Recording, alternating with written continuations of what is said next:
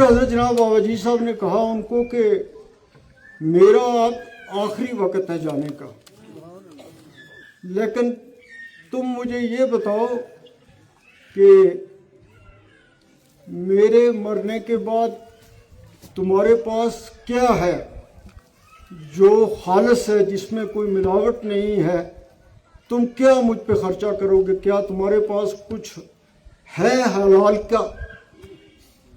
तो मेरे दादा साहब ने कहा कि हाँ, मेरे पास हलाल के कुछ रुपए हैं।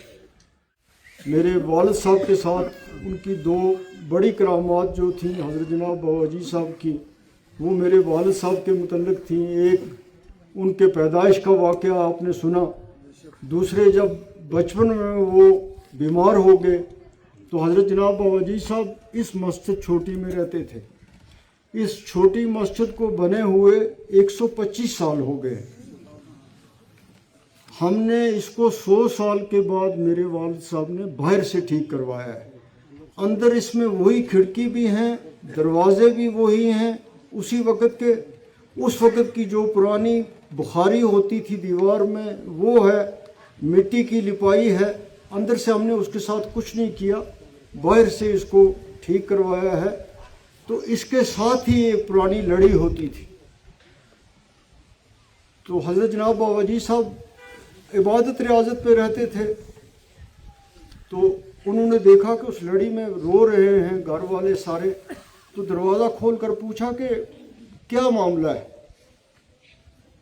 तो उन्होंने कहा, मेरे वालिद साहब को शरीक कहते थे कि वो बीमार है, तो हमने कब्र के लिए भी इंतज़ाम किया है, तो ये बचा ही नहीं, ये मर गया है।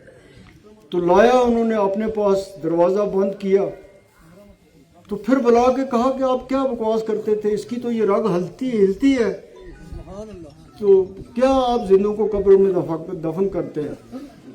तो मेरे दादा साहब कशनबल में थे, तो एक आदमी वहाँ उनके पास गया और कहा जी कि इस तरह बशीर साहब नहीं रहे। तो उन्होंने साफ़ा बांधा हुआ था, तो वो दौड़ते आए, वो साफ़ा भी खुल गया। तो पहुँचे तो हज़रत जनाब बाबा जी साहब ने कहा कि मियाँ बैठो, मियाँ बोलते थे वो।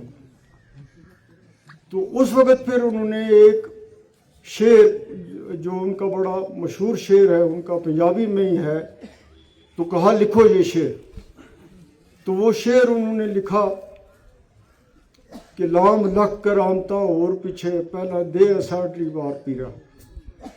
तो कहा कि हज़रत गौस पाक के पास मेरे से पहले कई हज़ार लोग थे, तो मैंने अपनी हाज़िरी लगाई और मैंने कहा कि आज मेरी फरियाद जो है वो पहले आपने सुननी है।